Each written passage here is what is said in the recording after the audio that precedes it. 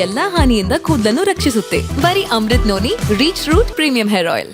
Temple ರನ್ನ ಮಧ್ಯೆ court ಬಳಿ ಬಂದಿದ್ದಾರೆ ಎಚ್.ಡಿ. ರೇವಣ್ಣ. ಬೆಳಗ್ಗೆಯಿಂದಲೇ ದೇವಸ್ಥಾನಗಳ ಮೇಲೆ ದೇವಸ್ಥಾನಗಳನ್ನು ಸುತ್ತಾ ಇದ್ದಾರೆ.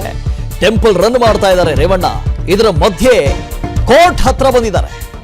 ಭಾರಿ ಕುತೂಹಲ ಮೂಡಿಸಿದೆ ಮಾಜಿ ಮಿನಿಸ್ಟರ್ ನಡೆ. ವಕೀಲರ ಜೊತೆಗೆ ಮಾಜಿ ಸಚಿವ ಎಚ್.ಡಿ. ರೇವಣ್ಣ ಕೋರ್ಟ್ ಹತ್ರ ಬಂದಿದ್ದಾರಂತೆ. ಯಾಕಾಗಿ? ಬೆಳಗ್ಗೆಯಿಂದ ದೇವಸ್ಥಾನಗಳ ಮೇಲೆ ದೇವಸ್ಥಾನಕ್ಕೆ ಸುತ್ತಾ ಇದ್ದಾರೆ, ಪೂಜೆಗಳ ಮೇಲೆ ಪೂಜೆ ಮಾಡಿಸ್ತಾ ಇದ್ದಾರೆ. ಅದರ ಮಧ್ಯೆ ಬಿಡುವು ಮಾಡಿಕೊಂಡು ಕೋರ್ಟ್ ಹತ್ರ ಬಂದಿದ್ದಾರೆ. ಈ ಮಧ್ಯೆ ಇದೀಗ ಕೋರ್ಟ್ ಬಳಿ ಎಚ್.ಡಿ. ರೇವಣ್ಣ ಹಾಗೂ ಅವರ ವಕೀಲರಿಬ್ಬರು ಬಂದಿದ್ದಾರೆ. ದೇವಾಲಯಗಳಿಗೆ ಭೇಟಿಯ ನಡುವೆ ಕೋರ್ಟ್ಗೆ ರೇವಣ್ಣ ಬಂದಿರೋದು ಬಹಳಷ್ಟು ಕುತೂಹಲ ಮೂಡಿಸ್ತಾ ಇದೆ. ಯಾಕಾಗಿ ಬಂದಿದ್ದಾರೆ? ರೇವಣ್ಣ ಅವರಿಗೆ ಕಂಡೀಷನ್ಡ್ ಬೇಲ್ ಸಿಕ್ಕಿರೋದು. ಒಂದಷ್ಟು ಷರತ್ತುಗಳನ್ನು ಹಾಕಲಾಗಿದೆ. ಒಂದು ಕಡೆಯಿಂದ SIT ಕರಿಬಹುದಾಗಿತ್ತು. ಯಾವುದಾದ್ರೂ ವಿಚಾರಣೆಗೆ ಬನ್ನಿ ಅಂತ ಕಳೆದ್ರೆ ಬರಲೇಬೇಕು ಅಂತ ಹೇಳಿದ್ದಾರೆ, ಅದು ಒಂದು ಷರತ್ತು. ಹಾಗಾಗಿ ಎಲ್ಲ ಒಂದು ಕಡೆ SIT ಹತ್ರ ಹೋಗಿದ್ದಿದ್ರೆ ಒಂದು ಮಾತು, ತನಿಖೆ ಕರೆದಿರ್ಬೋದು ಅಂತ. ಕೋರ್ಟ್ ಹತ್ರ ಯಾಕೆ ಬಂದರು? ಅದು ವಕೀಲರ ಜೊತೆಗೆ ಬಂದಿದ್ದಾರೆ. ಮಗನ ರಕ್ಷಣೆಗೆ ಏನಾದರೂ ಪ್ರಯತ್ನಗಳಾಗ್ತಾ ಇದೆಯಾ ಇಲ್ಲಿ? ಒಂದು ಕಡೆಯಿಂದ ಪ್ರಜ್ವಲ್ ರೇವಣ್ಣ ತಪ್ಪಿಸ್ಕೊಂಡು 20 ದಿನಗಳು ಕಳೆಯಿತು. ಇವತ್ತಿಗೂ ಪ್ರಜ್ವಲ್ ರೇವಣ್ಣ ಎಲ್ಲಿದ್ದಾನೆ, ಏನು ಮಾಡ್ತಾ ಇದ್ದಾನೆ, ಯಾವಾಗ ಬರ್ತಾನೆ ಒಂದು ಗೊತ್ತಿಲ್ಲ. ಮುತ್ತಪ್ಪ ಇದ್ರ ಬಗ್ಗೆ ಡೀಟೇಲ್ಸ್ ಕೊಡ್ತಾರೆ, ಫೋನದಲ್ಲಿ ಜಾಯ್ನ್ ಆಗ್ತಾ ಇದ್ದಾರೆ. ಮುತ್ತಪ್ಪ, ಬೆಳಗ್ಗೆಯಿಂದಲೇ ದೇವಸ್ಥಾನಗಳ ಮೇಲೆ ದೇವಸ್ಥಾನಗಳಿಗೆ ಹೋಗ್ತಾ ಇದ್ದಾರೆ, ಪೂಜೆಗಳ ಮೇಲೆ ಪೂಜೆ, ಅರ್ಚನೆಗಳ ಮೇಲೆ ಅರ್ಚನೆ ಮಾಡಿಸ್ತಾ ಇದ್ದಾರೆ. ಅದರ ಮಧ್ಯೆ ಕೋರ್ಟ್ಗೆ ಬಂದಿರೋದು ಯಾಕಾಗಿ ಅಂತ ಬಹಳ ಕುತೂಹಲ ಇದೆ.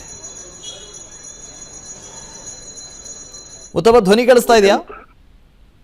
ವಾಸುದೇವ್, ರೇವಣ್ಣ ಅವರು ಬೆಳಗಿನ ಕೂಡ ಟೆಂಪಲ್ ರನ್ ನಡೆಸಿದ್ದು, ನಂತರದಲ್ಲಿ ನೇರವಾಗಿ ಸಿಟಿ ಸಿವಿಲ್ ಕೋರ್ಟ್ಗೆ ಆಗಮಿಸ್ತಾರೆ. ಹೀಗಾಗಿ ತಮ್ಮ ವಕೀಲರ ಜೊತೆಗೆ ಇಲ್ಲಿರುವಂತಹ 42ನೇ SIM ಕೋರ್ಟ್ ಕೂಡ ಹಾಜರಾಗಿದ್ದಾರೆ. ಕೆಲವೊಂದಿಷ್ಟು ನ್ಯಾಯಾಧೀಶರ ಜೊತೆಗೆ ಸಭೆಯನ್ನು ಕೂಡ ಮಾಡ್ತಿರುವಂತದ್ದು. Vasudev, thank you. ಓಕೆ, ನನ್ನ ಜೀವನದಲ್ಲಿ ನಾನು ಮಾತ್ರವಲ್ಲ, ನನ್ನ ಕೂದಲು ಕೂಡ ಆಗಿರ್ಬೇಕು ಸ್ಟ್ರಾಂಗ್ ಅಂಡ್ ಸ್ಟೈಲಿಶ್. ಬರೀ Amrut noni reach root premium hair oil ನೊಂದಿಗೆ. Reach root premium hair oil ನೋಡಿ, ದಿಢೀರಂತ ಕೋರ್ಟ್ ಹತ್ರ ಬಂದಿದ್ದಾರೆ. ವಕೀಲರ ಜೊತೆಗೆ ಆಗಮಿಸಿರೋದು, ಜೊತೆಗೆ ನ್ಯಾಯಾಧೀಶರ ಜೊತೆಯೂ ಕೂಡ ಅವರು ಚರ್ಚೆ ಮಾಡ್ತಾರಂತೆ. ಯಾವುದ್ರ ಬಗ್ಗೆ, ಯಾಕಾಗಿ? ಇತ್ತೀಚೆಗೆ ಅವರಿಗೆ ಜಾಮೀನು ಸಿಕ್ತು, ಕಂಡೀಷನ್ಡ್ ಬೇಲ್ ಸಿಕ್ತು, ಒಂದಷ್ಟು ಷರತ್ತುಗಳನ್ನು ಹಾಕಲಾಗಿದೆ. ಆ ಷರತ್ತಿನಲ್ಲಿ KR ನಗರಕ್ಕೆ ಹೋಗಬಾರ್ದು, ವಿದೇಶಕ್ಕೆ ಹೋಗಬಾರ್ದು, ನಮ್ಮ ದೇಶದಲ್ಲೇ ಇರಬೇಕು, ಜೊತೆಗೆ ಸಾಕ್ಷಿಗಳ ಮೇಲೆ ಪ್ರಭಾವ ಬೀರಬಾರ್ದು, ಈ ಥರದೆಲ್ಲ ಕಂಡೀಷನ್ ಹಾಕಿದರು.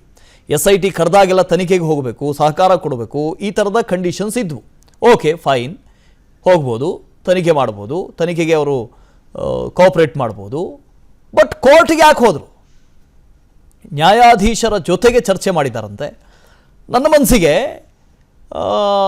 ಪ್ರಜ್ವಲ್ ರೇವಣ್ಣ ಇನ್ನೂ ಕೂಡ ಬಂದಿಲ್ಲ. ಎಲ್ಲ ನೋಟಿಸ್ಗಳ ಮೇಲೆ ನೋಟಿಸನ್ನು ಕೊಟ್ಟರೂ ಕೂಡ ಅಣ್ಣ ಬತ್ತೇ ಇಲ್ಲ. ಹಾಗಾಗಿ ಆ ಕೇಸ್ಗೆ ಸಂಬಂಧಪಟ್ಟ ಹಾಗೆ ಏನಾದರೂ ಮಾತನಾಡೋದಕ್ಕೆ ಹೋಗಿದ್ದಾರಾ, ಚರ್ಚೆ ಮಾಡೋದಕ್ಕೆ ಹೋಗಿದ್ದಾರಾ? ದೇವಸ್ಥಾನಗಳಿಗೆ ಭೇಟಿ ಕೊಟ್ಟು ನಂತರದಲ್ಲಿ ಕೋರ್ಟ್ ಬಳಿಗೆ ಹೋಗಿದ್ದಾರೆ, ವಕೀಲರ ಜೊತೆಗೆ ಹೋಗಿದ್ದಾರೆ. ಸಾಕಷ್ಟು ಅನುಮಾನಗಳಿಗೆ ಎಡೆ ಮಾಡಿಕೊಡ್ತಾ ಇದೆ, ಅನುಮಾನಗಳಿದ್ದೇ ಇದೆ.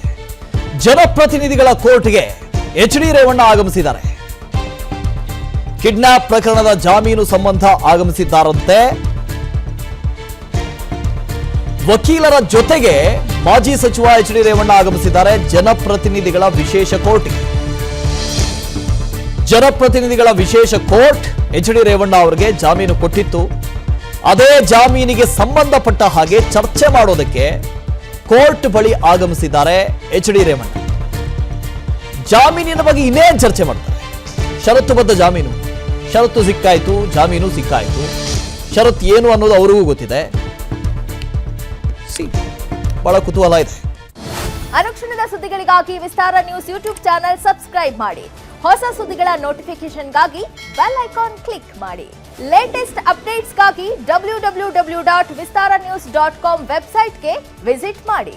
ಅಂಗೈಯಲ್ಲೇ ಜಗತ್ತಿನ ಸುದ್ದಿ ತಿಳಿಯಲು ವಿಸ್ತಾರ ನ್ಯೂಸ್ ಕನ್ನಡ ಆಪ್ ಡೌನ್ಲೋಡ್ ಮಾಡಿ.